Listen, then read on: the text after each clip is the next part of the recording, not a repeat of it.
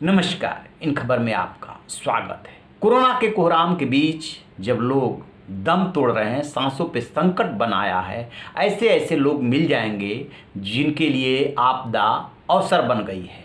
Hospital हो, ambulance वाले हों, केमिस्ट हों, मनमानी कीमत वसूल रहे हैं। अस्पतालों में बेड के पैसे वसूले जा रहे हैं, ब्लैक किए जा रहे हैं। कंसंट्रेटर हो, ऑक्सीजन का सिलेंडर हो, मिल नहीं रहा है। 5,000 10,000 का सिलेंडर 50,000 में बेचा जा रहा है। ये तो अभी तक आपने सुना होगा। आपने खान चचा के बारे में भी सुना होगा, जो खान मार्केट में ऑक्सीजन कंसंट्रेटर जमाखोरी करके रखे हुए थे और मनमानी कीमत बेच रहे थे। उनका नाम है नवनीत कालरा, जिनके लिए लुकआउट नोटिस जारी हुआ है। लेकिन अब जो मैं मामला बताने जा रहा हूँ, वहाँ तक हम सोच भी नहीं सकते। जी हाँ, कफन चोर। कोरोना से मरने वाले लोगों का कफन चोरी करके उसका धंधा कर रहे थे और मोटी कीमत पर बेच रहे थे। इसका खुलासा किया है उत्तर प्रदेश की बागपत पुलिस ने, जहां पे कि बड़ौत जो कोतवाली है, उन्होंने एक गिरोह का भंडाफोड़ किया और 7 लोगों को गिरफ्तार किया है। ये साहब 7 लोग गिरफ्तार हुए हैं। किस लिए गिरफ्तार हुए हैं, क्या इनसे बरामद हुआ है, क्या करते थे?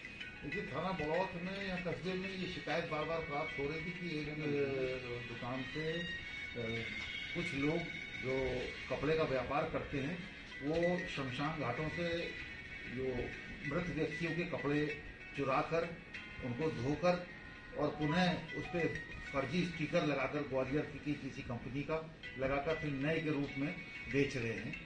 इस प्रकार की शिकायतों पर बड़ौत थाने की टीम ने कल 7 व्यक्तियों को गिरफ्तार किया है, जिसमें से एक ही घर के प्रवीण कुमार जैन, आशीष जैन और ऋषभ जैन हैं और बाकी उनके 4 अन्य साथी हैं।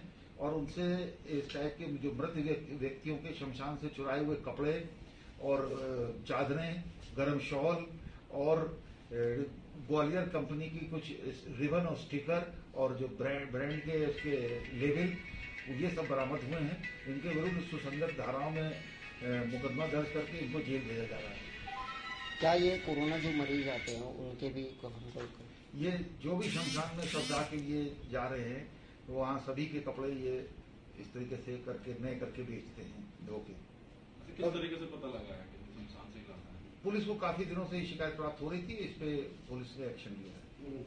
कितने कफन इनसे बरामद किए गए? इससे काफी मात्रा में चादरें, पुरुष महिलाओं के कपड़े और गर्म शॉल और कई बंडल बरामद हुए हैं। इनकी पूरी दुकान की तलाशी ली जा रही है और दुकान को जब तक सील किया गया है। किस कंपनी का ये लेबल लगा कर बेचते हैं? ये ग्वालियर की कंपनी का किसी लेबल लगाते हैं।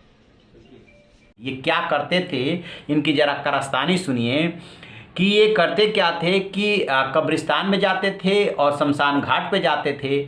कफन जो है वहाँ पे और कपड़े जो पड़े रहते थे उसको ये चुरा लेते थे और उसके बाद उसकी धुलाई कराते थे।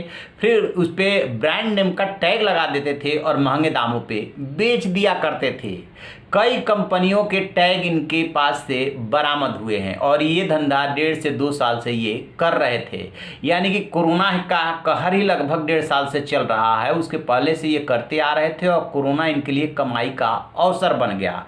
इनके पास से 520 कफन, 127 कुर्ते, 140 कमीज, 34 धोती, 12 जो है शॉल और 52 साड़ी, रिबन, 3 रिबन और 158 ग्वालियर के टैग मिले हैं। और जो पकड़े गए हैं उसमें प्रवीण जैन हैं, आशीष हैं, श्रवण कुमार हैं, ऋषभ हैं, राजू हैं, बबलू हैं, इस तरह शाहरुख हैं, इस तरीके के ये लोग हैं।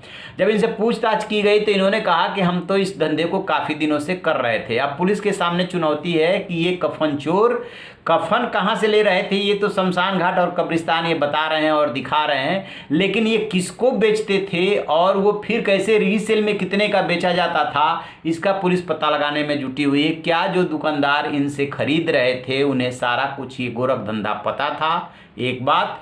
दूसरी बात, इसमें एक और सवाल पैदा हो रहा है कि जब कोरोना मरीज की डेथ होती है तो उसके लिए गाइडलाइंस बनी हुई है कि कैसे उनका अंतिम संस्कार किया जाना है। यहाँ तक कि परिवार वाले और बेटा भी मुखाग्नि देने के लिए नहीं जाते हैं।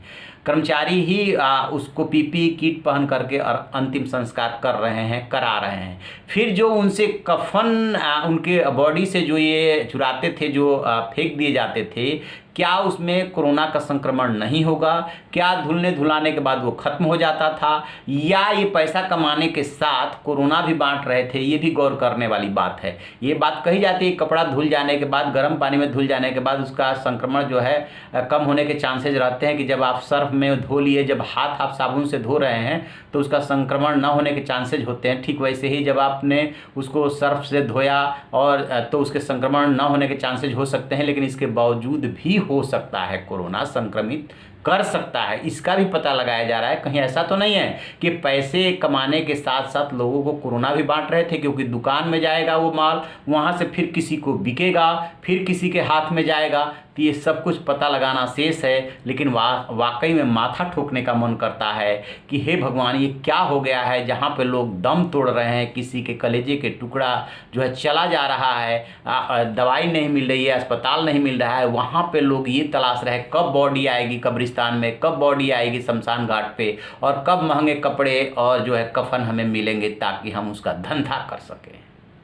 तो आप रहिए ना बेखबर, देखते रहिए इन खबर। Thank you.